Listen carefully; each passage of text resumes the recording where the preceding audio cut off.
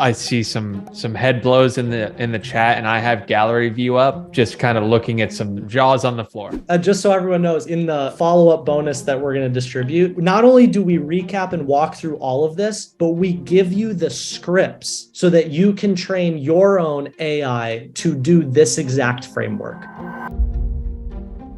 Because of how AI changes the way that people think and write, it's going to force a career choice. If you are here paying attention and listening to this, you are ahead of 99% of people. If you are a business owner watching this and you have a team, one of the most powerful and high leverage things that you can do is learn how to use AI and then teach your team how to do it. Now we're going to arm you with the lean writing framework that once you start to use with ChatGPT will basically turn you into an absolute content machine. Yeah, there's no going back after this. So let's say we pick learn email copywriting to sell digital products. So we, because we experienced it, want to write about how to help other people learn email copywriting, specifically to sell digital products. We go, let's go through the 30 proven approaches. You just go down the list. All of a sudden you have so much to play with. Now here's where things get crazy.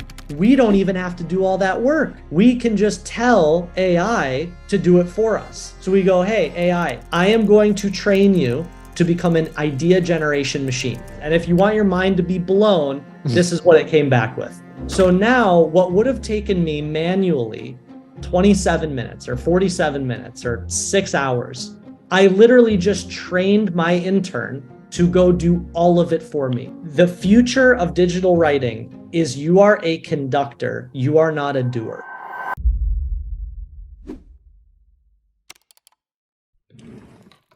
Boom. Welcome back to another episode of the Espresso Hour, where the running joke is this is going to be much shorter than an hour because once again, we had an incredible week. We are hyped up on caffeine. Cole, what's going on, man? Feeling great as ever. Although I will admit my espresso machine is telling me that I have to clean it and I don't know how to clean it.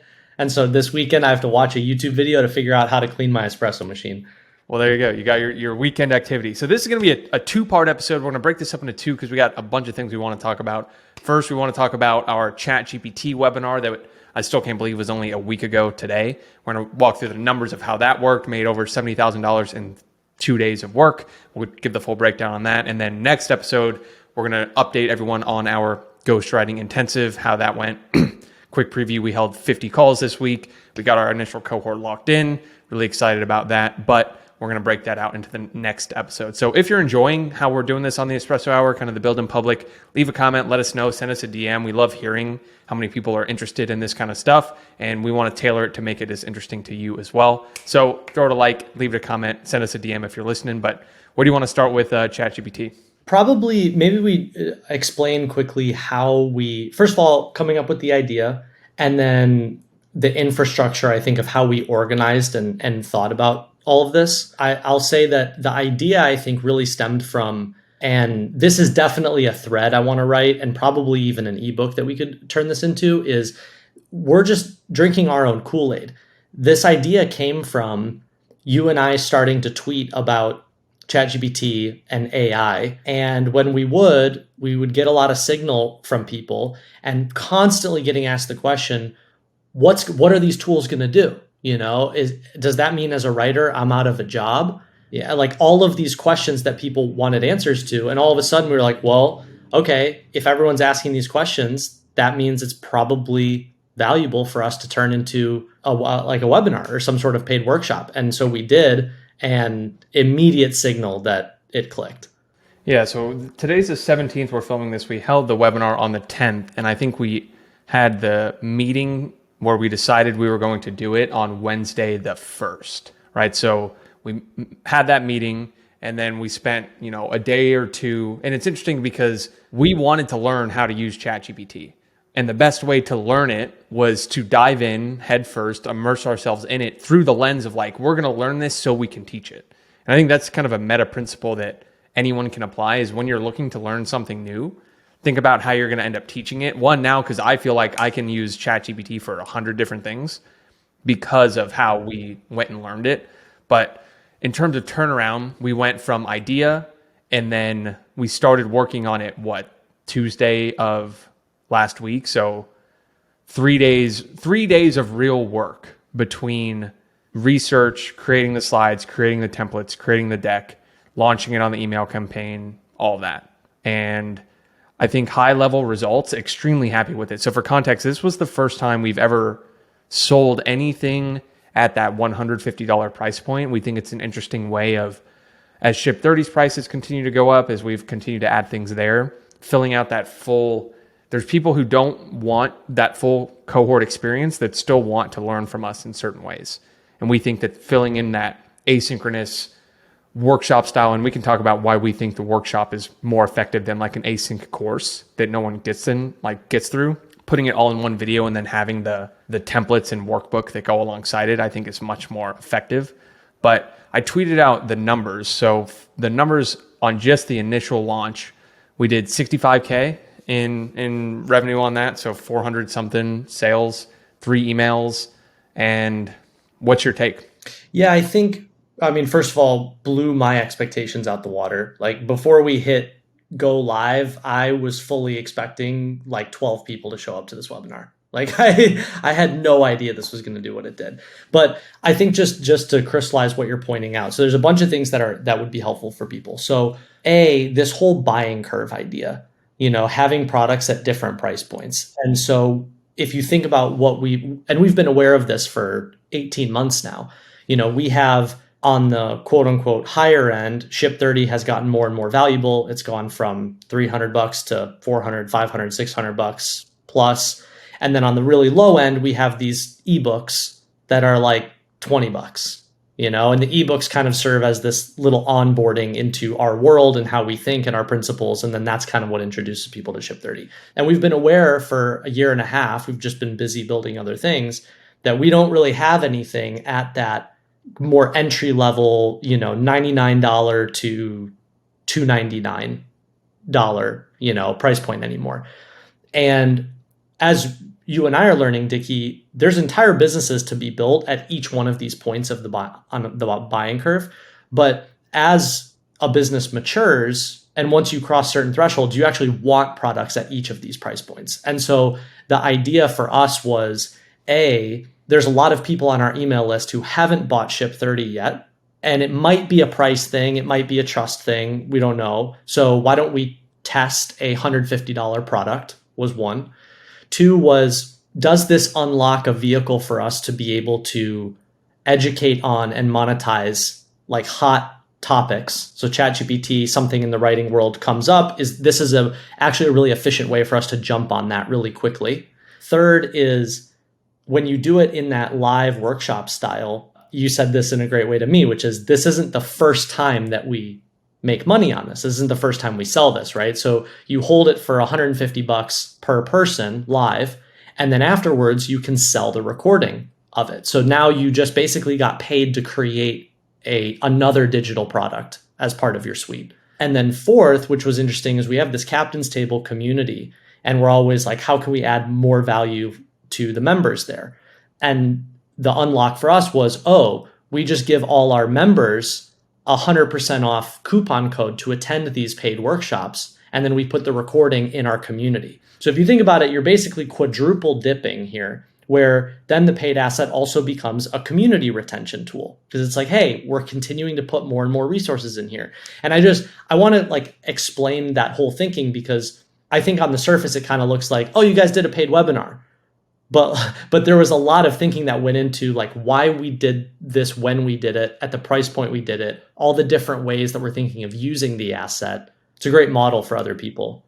There's so many different ways I could go with that, because the first is we could have done this for free, I guess, relative to some of the other webinars we've done. But very interestingly, to have 450 people buy to attend, our lean writing webinar that we were debating doing as a $150 webinar, had 1,000 people attend, and that was free, right? So very interesting to see. There's almost because it's paid, it's more valuable. The content, yes, we put more effort into this one than we did the lean writing because we charge for it. We want to deliver a 10x on that at least. But that was an interesting takeaway too, of people showed up and put in more effort and treated it more like an investment because they paid for it, which I thought was another interesting takeaway. It depends on the stage of where you're at. If we were doing this 18 months ago, of course it would have been free, because we had 5,000 people on our email list, and you're just still earlier on. But as you mature and as the business matures, like, do we really need to do another free webinar to get another 1,000 emails? Well, no, we're collecting 1,000 emails a month now. Like, it's just that isn't the problem. Now we can move on to the next thing.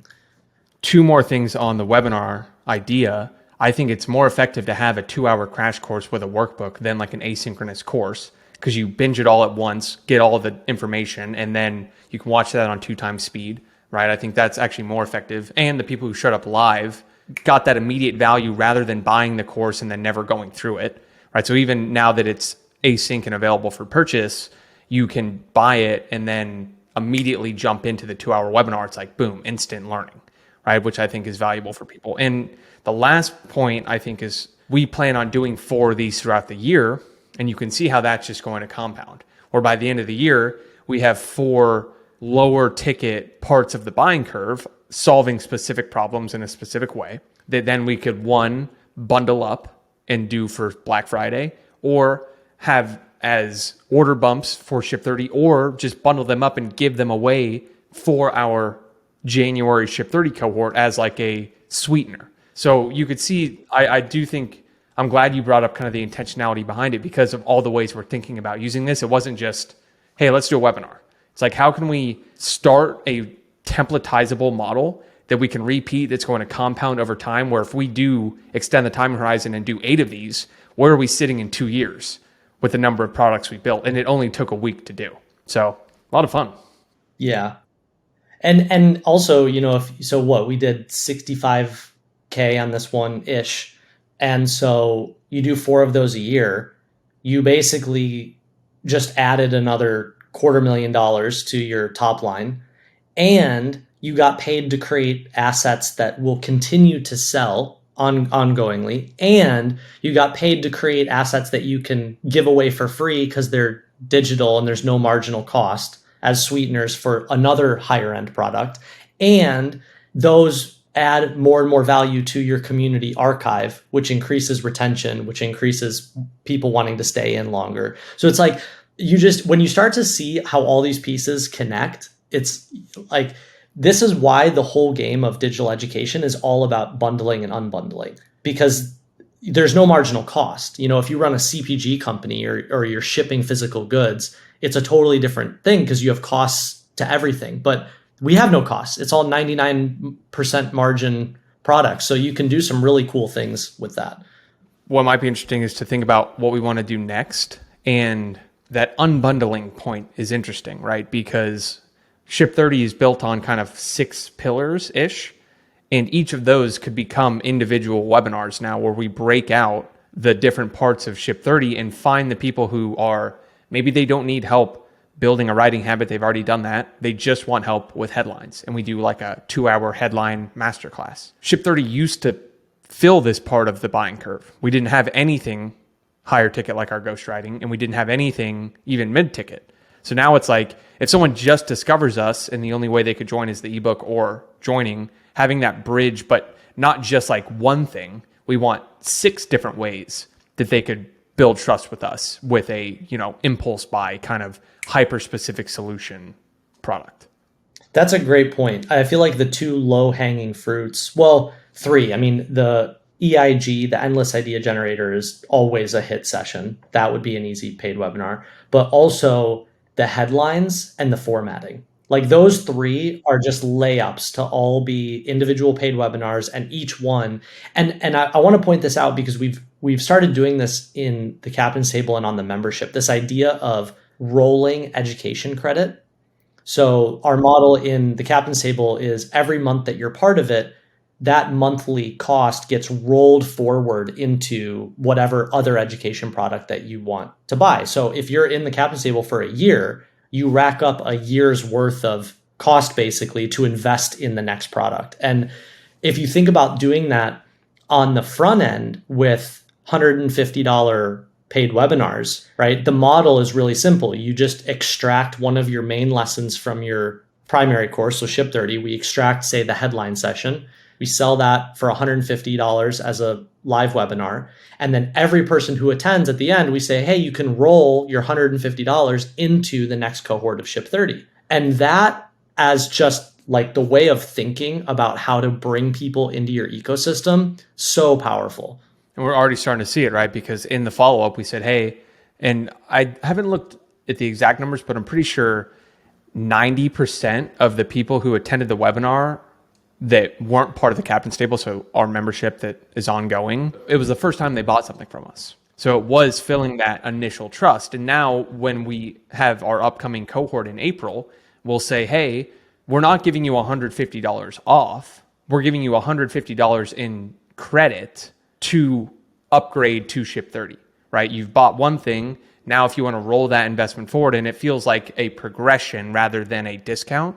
And if someone buys 4 of those, they've gotten that full suite, and then the upgrade's only a couple hundred, right? So that is how I see it's going to take some magic and ConvertKit and on the back end and doing all that. But like that's the name of the game, right? If you get an email that says, hey, you've bought 2 things, our next cohort's coming up. If you enjoyed those, you're going to love this. By the way, you can roll that forward. And this is true for any type of business, but just particularly with info products and education products, is people think about it like they're selling different products. And in reality, what you're really selling is you're selling like some sort of entire journey or an arc of some sort of transformation. And each of these are just steps on that. And so you don't want to think about it like you're selling 4 different products. You want to think about it like you're selling different products at different stages, and you want to incentivize the person to go, well, you already took the first step and we want to reward you for that. So just upgrade to the next step, upgrade to the next step, because the whole game is I want to extend the LTV of any given customer or student. Yeah, and 2 things I think we could have done better, because I think it's always worth doing a little post-mortem, like what could have gone better, or what will we do better in the next time. First, I think we should have a incentive to share the sign-up link when you join. So create an extra bonus that we don't talk about. So right when someone buys, they get an email saying, hey, welcome. Hey, we put together this kind of unrelated thing. If you want that too for free, all you got to do is tweet out the link to the webinar. That's an easy way to get virality of, hey, I'm going to this webinar. Alliance incentives where they download that and get it. And then I think another kind of similar thing to that is create a custom discount code for everyone who buys that works for one other person, and say, hey, you can invite a friend and they can get 50% off, right? So it's like, hey, I'm going to this, send this to a friend, they can get in for half off. You look like a great friend. Boom. You both get it. Who knows if that one would work quite as well as the first one, because they might just invite their friend with the link, but I think that is something we could have done better. Yeah, that's a really cool idea. I'm trying to think of like what else we could have done that would have made. I mean, one thing is if you think about the execution, we basically did this entire thing in less than a week, like start to finish. And I think we probably could have generated more sales if we had started talking about it and doing the emails not 3 days before, but like 2 weeks before, So just extending that email campaign probably would have been good. Yeah, just multiple touch points, right? So 2 newsletters, say put it on the calendar 2 weeks ahead. So it's the main CTA of both our newsletters, just to get a little bit more attention on it, because yeah, I'm very interested to see how the follow-up goes.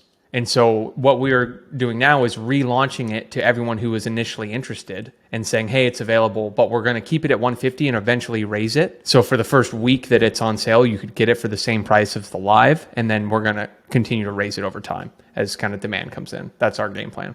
Yeah. So that's where it gets interesting of, again, you doing it live isn't the only time you make money. It's the first time you make money.